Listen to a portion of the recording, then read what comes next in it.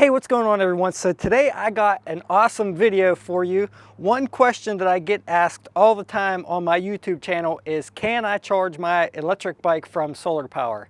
And the answer is yes. Today's video, we're going to be showing you exactly how to do that and what other items you need to accomplish that.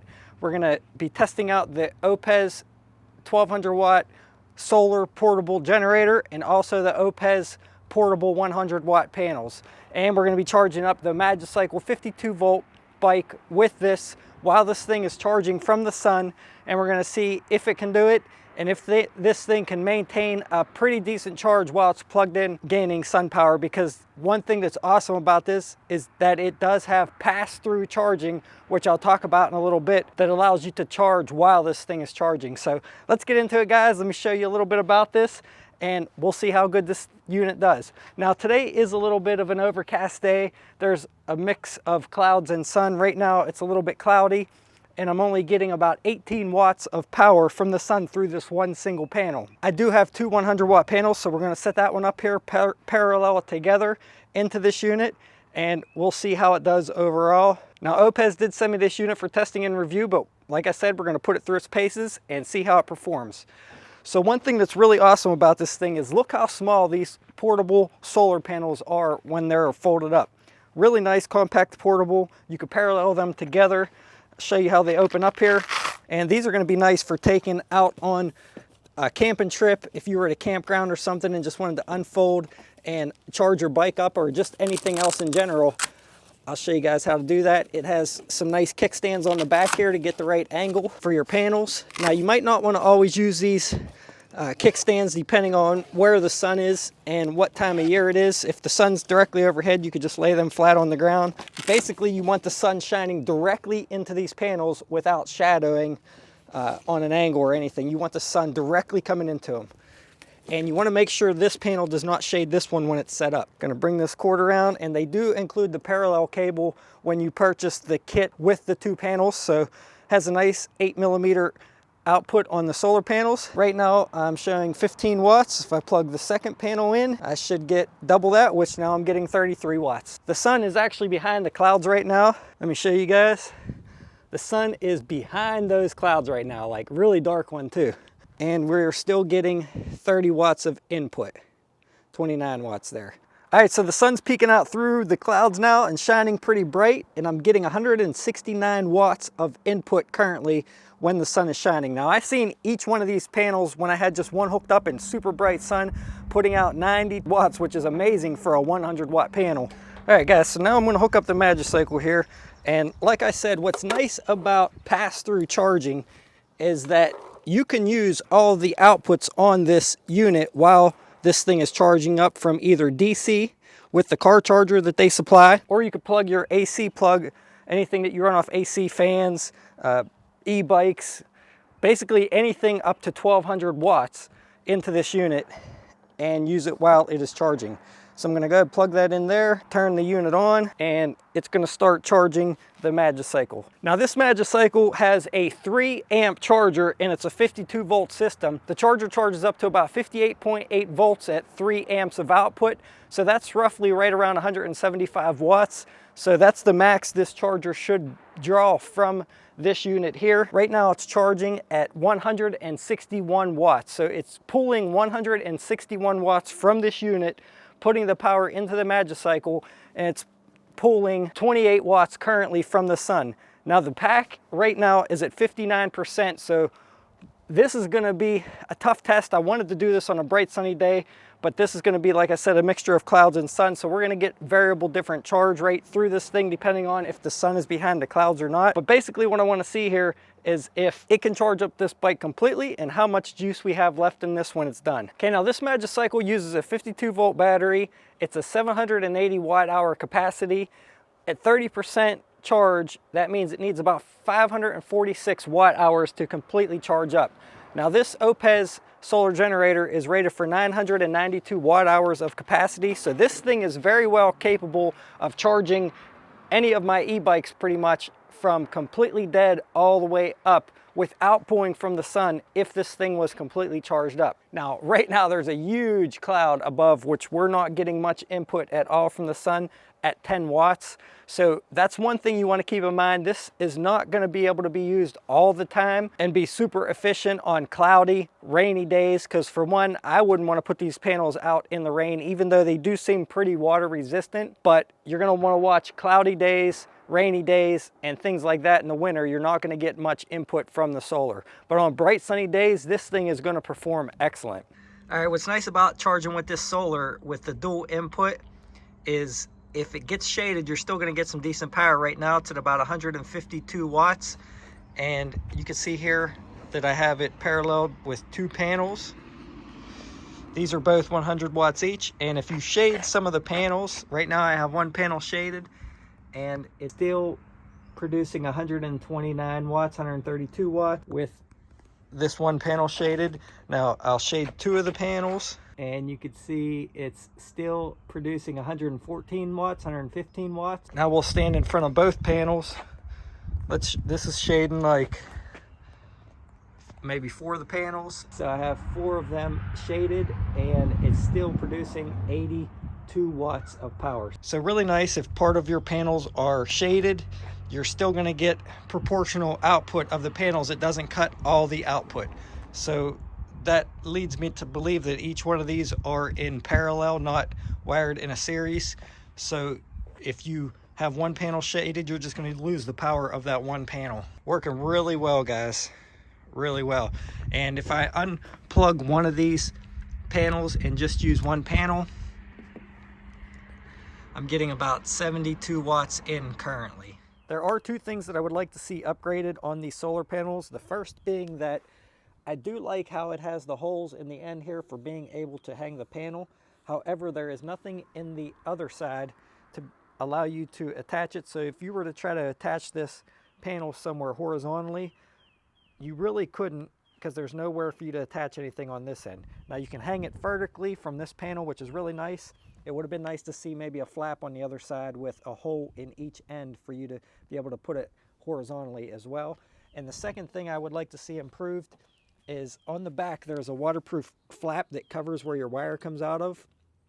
Now I did notice on mine that this is upgraded with a plastic junction box here, so no water can get in there. I seen on earlier models, on some of the earlier reviews, that this wire just went into the back of the panel and there was a potential for water to get in there. So that is a nice upgrade there. But the only thing I see is that this waterproof panel here has to be completely open for you to have this wire coming out. Like I said, with the new upgraded version, it might not be that big of a deal, but for you to get this last stand out, this has to be all the way open. It would be nice to see if they made this like a half a panel and put this last kickstand on the outside and just made the panel a little bit smaller. Now that is nice, it gives you a big panel for storing your wires and everything, but I think I would have preferred a half a panel and you still would get your wires in there and you wouldn't have to have that panel all the way open for this. You either have the trade-off of a bigger storage compartment or a smaller storage compartment if they did that. Let me know down in the comments what you would prefer, bigger storage or a little bit more waterproof with that panel being able to be zipped. Now, as I said, you are going to have some energy losses when you're converting from DC to AC charging these bikes. Now, even though this thing's rated at 992 watt hours, I did some testing in the house. I plugged this thing into my 55-inch Hisense TV and also ran a LED video light, which was about 40 watts. It ran both of those for 4 hours and 14 minutes from fully charged to completely dead. And when I measured it with the kilowatt meter, I got about 760 watt hours out of this, which is about 76% efficient. So I would have liked to seen a little bit more efficiency out of it.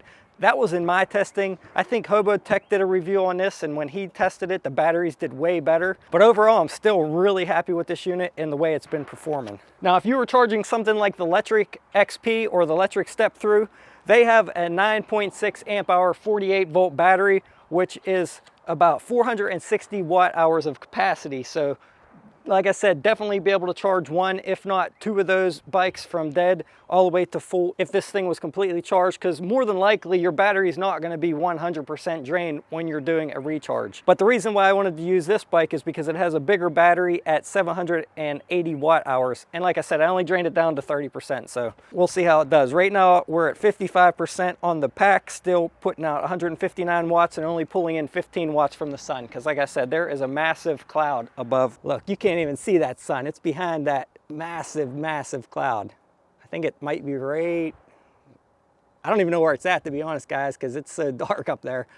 But it's still pulling in 15 watts, and it's showing that I can run for about 3 hours off of this pack before this pack is completely dead. Now, for some of the technology in this Oupes portable solar generator, one thing that's really nice is that this thing has lithium iron phosphate batteries, not lithium ion.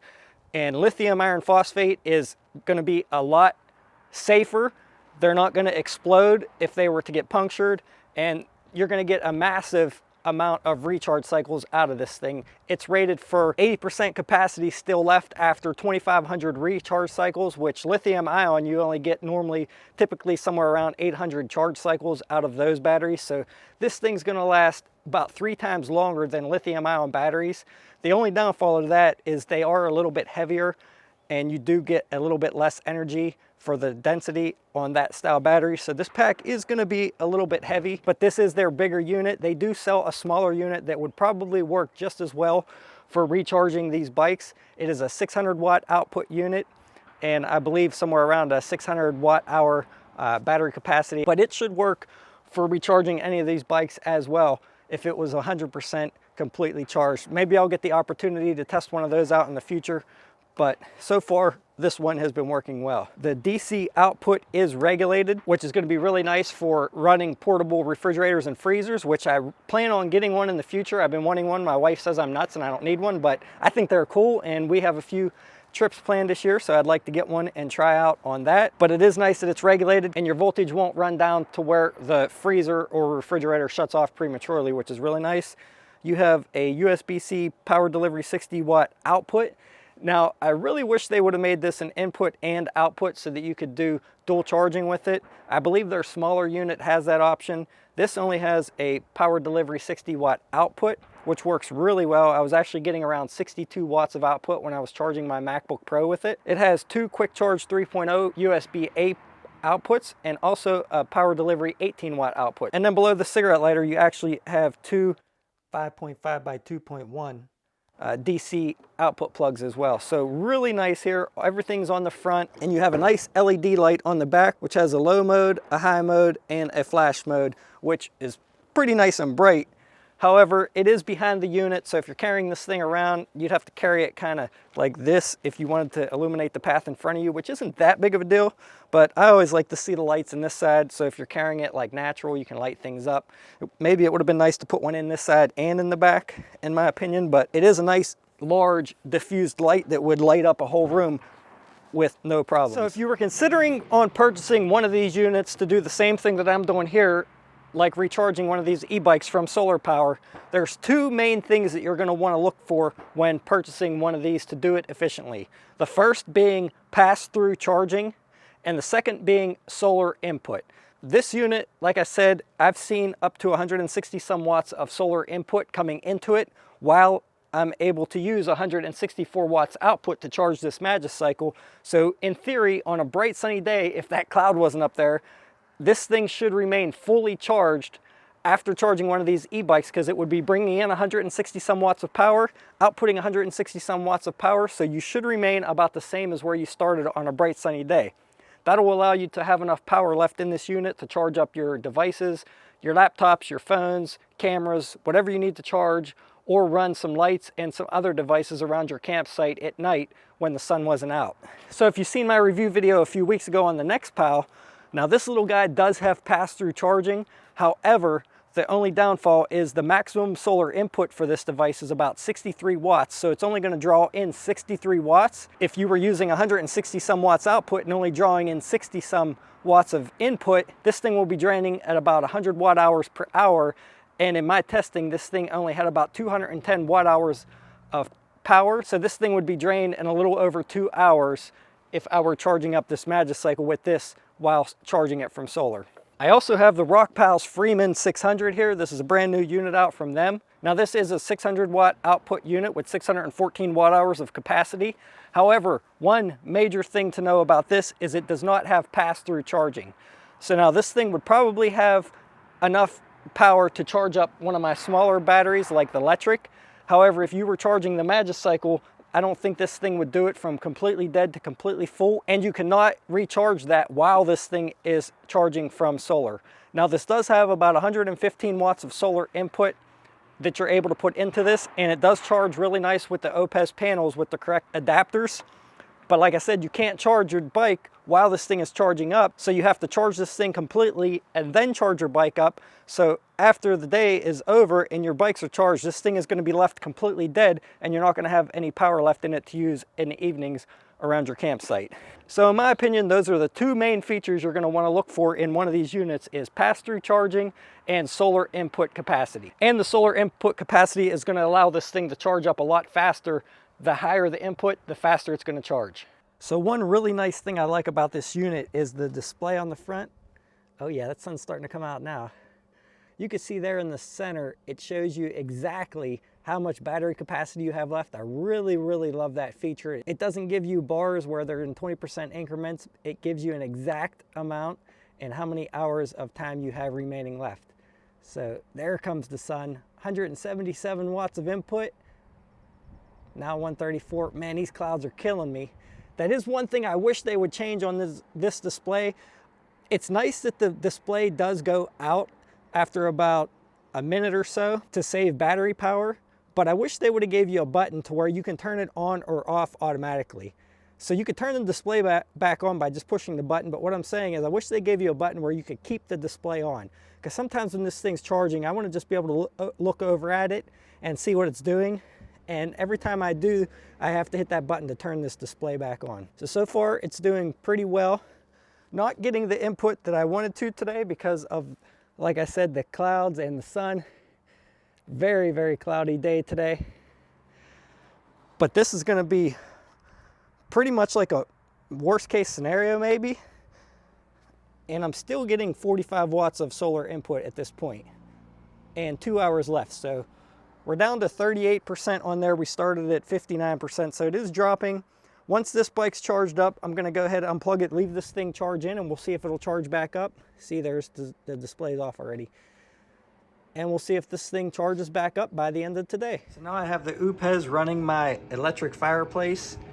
Right now it's just on low. 750 watts is what it says on the fireplace, but it's using 604 watts.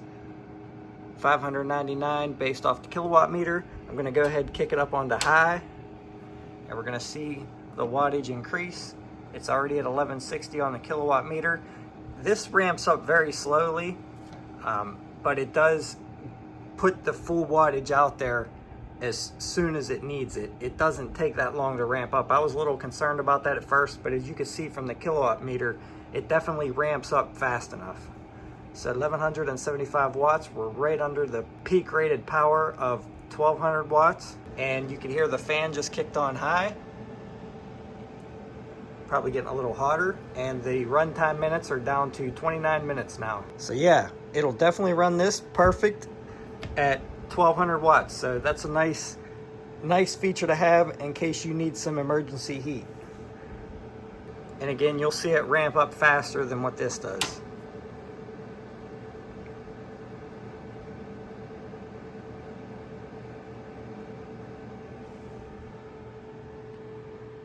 All right, so it's done charging. The Magicycle took just over 4 hours to go from 30% all the way to 58.8 volts. The pack is at about 5% and charging at about 150 to 160 watts input currently. And of course, now the sun is out. This is what I wanted all day, because no doubt in my mind that if that sun was out the whole time, that pack would be somewhere around 50 to 59%. And wouldn't have lost as much charge as it did if it wasn't such a cloudy day. It did drain it down to 0, but luckily just a little bit of wattage coming in kept it going until it was finished, and now it's actually gaining and back up to 5%. So I'll leave it go here for probably another 40 minutes until I have to leave. I'll throw a clip in right here. This is 40 minutes later, and this is how much it charged up in that amount of time before I left. All right, so I want to go over a few other nice features about this unit that I've noticed over the past few weeks of testing. The first one being that these cables coming out of these panels are pretty long. I believe they're somewhere around 14 to 15 feet before they go into the parallel connection, and that enables you to put this Oupes portable power station pretty far away from the panels when you're charging, either into a tent, into a camper, or somewhere around into the shade, because you don't want to leave that thing out in the sun whenever it is charging. Now today, I really didn't care about it being in the sun because it's a pretty cool day. As you can tell, wearing a jacket and a hat. Even though it's sunny, it's pretty cool, so I knew that thing wasn't going to overheat. But I would never charge my bikes in the sun either when it's hot out. So really nice. On a really hot sunny day, I would have set these panels up here, ran this station around the corner in the shade, and plugged the bikes in over there. So really great feature there. And overall, guys, I'm really loving this thing. I'm able to charge all my devices up now when I'm out filming, out camping away from home. When I don't have power, I could charge up all my devices, all my equipment, my cameras, GoPros, even my e-bikes. And that thing is gonna work really well. Now this thing does have a 1200 watt sustainable output that you can run 1200 watts continuously, and it also has a peak output up to 3600 watts, which will get those devices that have a really high peaking start going, and then as long as their running watts are less than 1200 watts. Now I tried this with my DeWalt corded power saw, which is a pretty power hungry saw, and I'll show you that clip right here. So we're going to try this DeWalt power saw. It is a 15 amp saw, which is about 1800 watt peak. When it starts, I'm at 100% here. We're going to try it out, cutting this board to see if it'll run this saw.